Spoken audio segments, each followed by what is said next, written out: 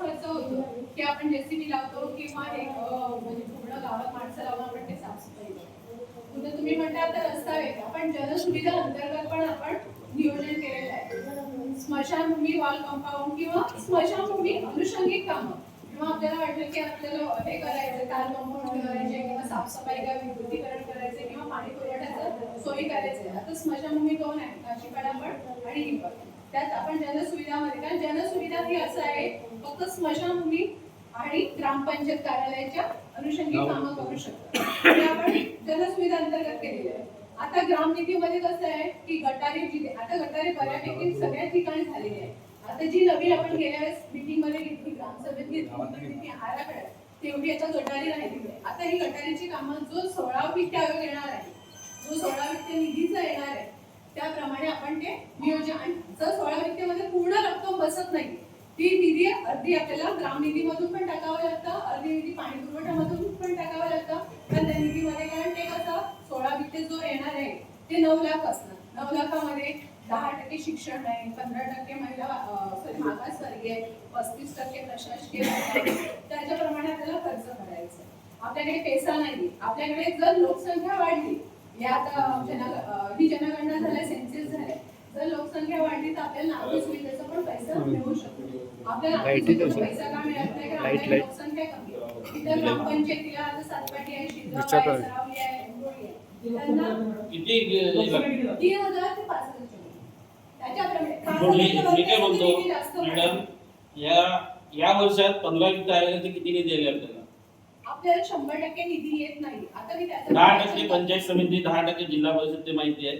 तरी आपल्याला किती आले? आपल्याला फक्त 7.5 लाख वर्षाला आलेली आहे 15. आणि 16 वित्ताची येणारी निधी पण म्हणजे वाचून दाखवतो. किती 7.5 म्हणजे एका या 7.5. आणि ते हप्ता कसा, आता जर हा राहिला तर 2.5-3 लाखाचा हप्ता पुढच्या महिन्यात येतो. एका व्यक्तीवर किती खर्च करतात? आता ती सरपंच मॅडम, आता थांबा तुम्ही, सरपंच मॅडम एका व्यक्तीवर किती खर्च करतात? तुम्ही पाणी प्याच पडेल. 15 वित्त आयोगामधून किती खर्च करतात एका व्यक्तीवर? आजची लोकसंख्या काय आहे गावची आपल्या?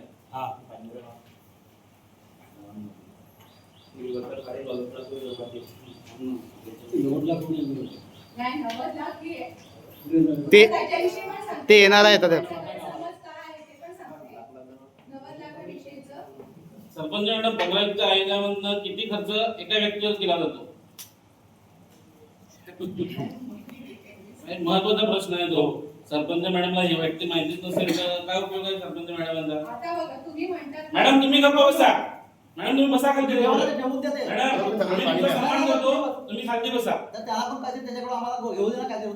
आमच्या गावच्या प्रथम नागरिक आहेत, त्यांना थोडी माहिती पाहिजेत ना. वाचून द्यायला नाही. एका व्यक्तीवर तुम्ही वर्षाला किती खर्च करता?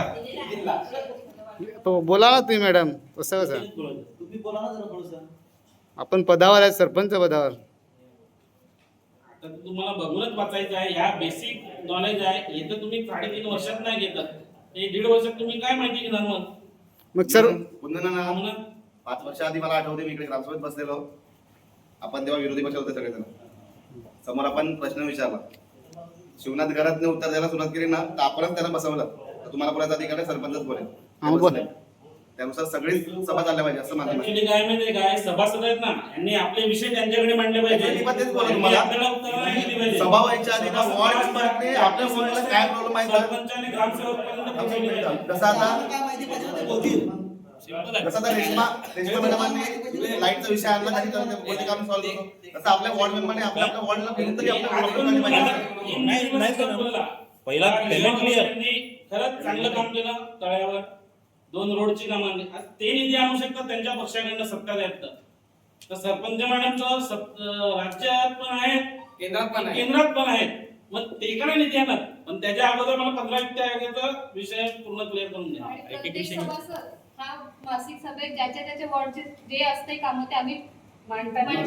प्रत्येक सभासद आमच्या वॉर्डचा जो प्रश्न असतो तो आम्ही मीटिंगमध्ये. प्रॉब्लेम काय माहितीये का, प्रॉब्लेम तुम्ही असा आम्हाला उत्तर नका देऊ. आणि सरपंच मॅडमकडे उत्तर द्या. तुम्ही आमच्या प्रश्न मांडा. मासिक सभेत मांडतात ती चांगली गोष्ट आहे. तुम्ही मासिक सभेत जर 10 सदस्य उभे असतात राहतील, मग ग्रामसभेत पण 10 सदस्य उभे राहिले पाहिजे ना. म्हणजे आम्हाला माहिती पडले आमचा वॉर्ड मेंबर हवा आहे, त्याच्याकडे आम्ही सांगितलंय. एखाद्या एरियाचा वॉर्ड मेंबरच नाही मिळत. आता काशीवाडा तिकडे कोण आलाय का? आहे आरती मॅडम आहे. नाही काशीवाडा कोण ग्रामस्थ तिकडे आलाय का? त्याचा प्रॉब्लेम आहे. आरती मॅडमचा वॉर्ड वेगळा आहे, त्या साहेबांचा वॉर्ड वेगळा आहे. त्या वॉर्ड विषय कसा होतो, आमच्याकडे काय प्रॉब्लेम असेल मेट्रोटोन म्हणजे ग्रामस्थ एकही उपस्थित नसतो. मी कधी पण त्यांना व्हायरल मेसेज करते की तुम्ही या उपस्थित राहा, तेव्हा तुम्हाला विषय माहिती पडेल. तुम्ही सतर्क आहे तर त्याच्यामुळे. एकटीवर राहून होणार नाही. हा, मग तेच सांगतोय. तरी 7 तारखेला सर्व होईल ना. हे तुमचं आम्हाला पटलं 100%. मी तेच सांगतो ना, जर लेडीज येऊ शकतात तिकडे वॉर्ड मेंबर, जेंट्स यायला प्रॉब्लेम काय? सदस्य निवडून दिला म्हणजे हा. हे विषय मला सांगा पहिला. आणि राजू सर हे त्याला 6 महिने होऊन गेले, त्याच्यामध्ये कारवाई करा.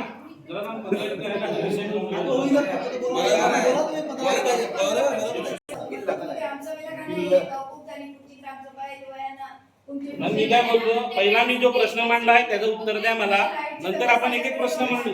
त्याशिवाय उत्तर भेटणार नाही. हे सगळे लिहून घ्या.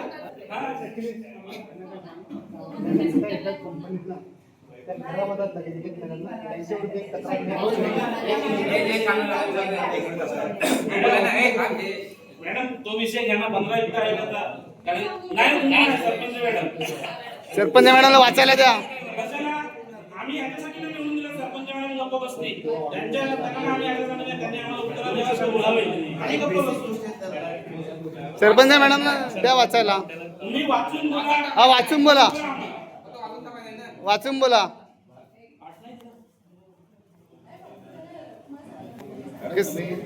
कसं मग व्हिडिओ काढलं का लोक मला बोलतात मॅडम काय बोलत नाही.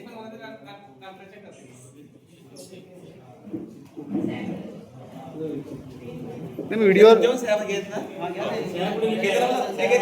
खरंच सांगतो, आपण जे प्रश्न मांडले ना, ते उत्तर घ्या. आपण चर्चा करतात ना, विषय मांडतात, एकच विषयाचं उत्तर घ्या. नाही नाही नाही नाही विषय काय संध्याकाळी 8 वाजले तरी चालते, काय नाही.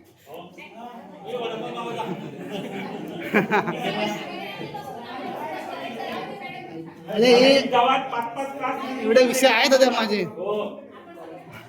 करायचे होते. आम्हाला आमची उत्तरं द्या, आम्ही दुसरा प्रश्न विचारतो. म्हणजे आमचे विषय संपले का? साहेब हुशार आहेत, त्याचं आपण सगळ्यांना घेऊन सोबत जायचं आहे ना. आज आलंय का? प्रत्येक व्यक्ती 9:30 येतात, तेवढं बोललं काय तुम्ही. हो, बाई नाही दिसत नाही. मोठा विषय.